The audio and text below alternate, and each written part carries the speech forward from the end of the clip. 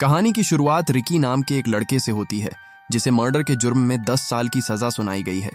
अगर ये कोई आम जेल होती तो शायद उसके लिए ये 10 साल आसानी से कट जाते, लेकिन ये भविष्य की जेल है। सन 2001 के बाद दुनिया भर की सरकारों ने सभी जेलों को प्राइवेट कर दिया था, जिसका मतलब है कि इन 4 दीवारों में वार्डन का अपना ही कानून चलता है।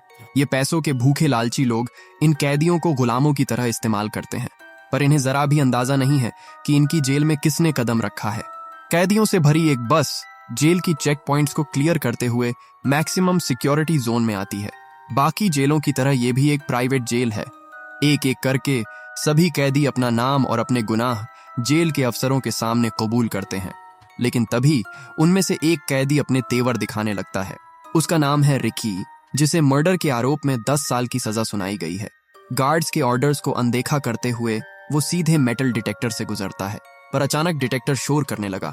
गार्ड्स को लगा रिकी के पास कोई हथियार है, लेकिन एक्सरे से जो सामने आता है वो चौंकाने वाला था। रिकी की छाती में 5 गोलियां फंसी हुई थीं। गार्ड्स ने पूछा, तुमने इन्हें निकलवाया क्यों नहीं? जिस पर रिकी मुस्कुराते हुए जवाब देता है कि उसने इन्हें याद के तौर पर रखा है। जब तक मैं जिंदा हूं ये मेरे साथ रहेंगी। साफ पता चल रहा था कि रिकी कोई आम इंसान नहीं था। उसके अंदर दर्द सहने की असहनीय शक्ति थी। इसके बाद हमें बताया जाता है कि ये जेल 4 हिस्सों में बटी हुई है और हर ब्लॉक को एक कैदी कंट्रोल करता है, जिन्हें वार्डन ने ही चुना है। वार्डन इस जेल का सबसे पावरफुल आदमी है। उसके बाद आता है असिस्टेंट वार्डन, जो उसके ना रहने पर सब कुछ कंट्रोल करता है। अगले सीन में हम एक बूढ़े आदमी को देखते हैं जिसे कुछ कैदी परेशान कर रहे थे। उन्होंने उसकी लकड़ी की ट्रेन तोड़ दी, जो उसने अपने बेटे के लिए बड़ी मेहनत से बनाई थी। बाकी कैदी बस चुपचाप खड़े तमाशा देख रहे थे, लेकिन किसी ने भी उसकी मदद करने की हिम्मत नहीं की। पता चला कि इस आदमी की कुछ ही दिनों में बेल होने वाली थी, लेकिन जेल के कप्तान का राइट हैंड सैमुअल उसे धमकी देता है कि जब तक मैं इजाजत ना दूं तू यहां से बाहर नहीं जाएगा। ये सुनकर बूढ़ा आदमी गुस्से में आ जाता है और वुड स्लाइसर उठाकर उस पर हमला करने की कोशिश करता है, मगर सैमुअल फुर्ती से उसे पकड़ लेता है और उसी स्लाइसर से उसका मुंह बेरहमी से छील देता है। उसकी चीखें सुनकर गार्ड्स वहां पहुंचते हैं, लेकिन मदद करने की बजाय उन्होंने सैमुअल को वहां से जाने दिया और पूरे मामले को दबाने की कोशिश की।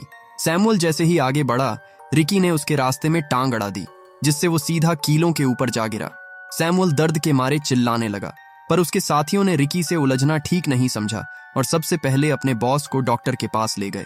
सैमुअल की जान तो बच गई, पर वो एक आंख से अंधा हो गया था।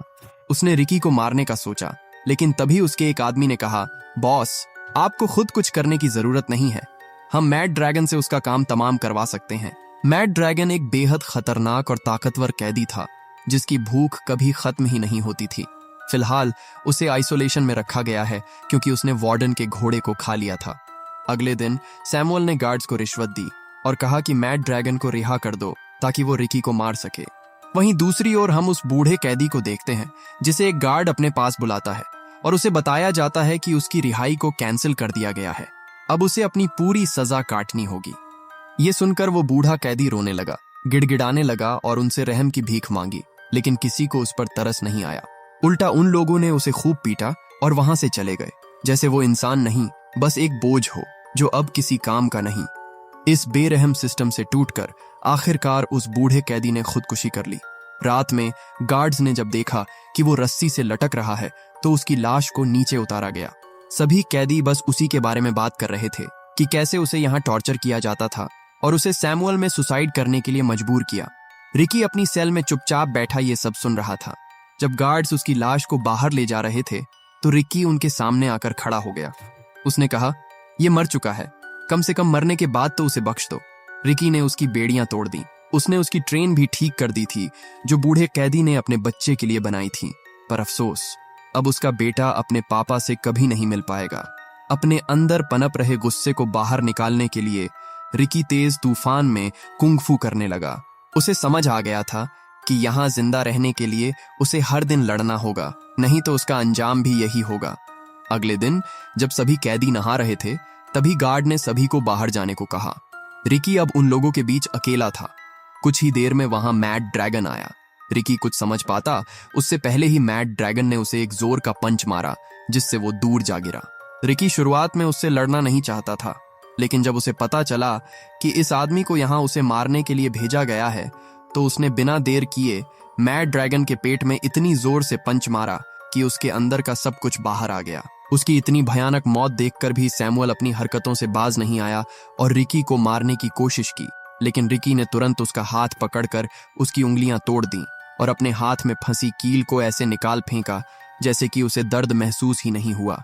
उनकी चीख सुनकर गार्ड्स अंदर आ गए, लेकिन सैमुअल को बचाने में उन्होंने देर कर दी क्योंकि रिकी उसका काम तमाम कर चुका था। उस पल किसी में भी हिम्मत नहीं हुई कि वो रिकी को रोक सके, पर रिकी ने बिना किसी विरोध के अपने आप ही सरेंडर कर दिया। गार्ड्स उसे ले ही जा रहे थे कि तभी नॉर्थ ब्लॉक का कैप्टन उन्हें रोक लेता है। रिकी की ताकत से वो काफी इम्प्रेस हुआ था। उसने रिकी को अपनी गैंग में शामिल होने का ऑफर दिया, लेकिन रिकी उसके ऑफर को ठुकराते हुए वहां से चला गया। मैड ड्रैगन के पंच की वजह से रिकी की छाती में फंसी गोलियां अपनी जगह से हिल गई थीं, जिसकी वजह से उसे बहुत ज्यादा दर्द होता था, लेकिन उसने दर्द से अपना ध्यान हटाया और उसे सहने की कोशिश की। इसी बीच हमें एक फ्लैशबैक दिखाया जाता है जिसमें हम यंग रिकी को देखते हैं जो उस वक्त हाई स्कूल में था। एक दिन जब वो अपने माता पिता की कब्र पर गया तो उसने देखा कि वहां एक अनजान आदमी पहले से खड़ा होकर उन्हें श्रद्धांजलि दे रहा है। रिकी को पता चला कि ये उसके अंकल हैं, जिन्हें बचपन से ही उसकी सुपर पावर के बारे में पता था। वो हमेशा दूर से उस पर नजर रखे हुए थे, लेकिन अब वक्त आ गया था कि वो सामने आकर रिकी को वो सब कुछ सिखाएं जिससे वो एक महान फाइटर बन सके। रिकी ने उन्हें अपने कुछ मूव्स दिखाए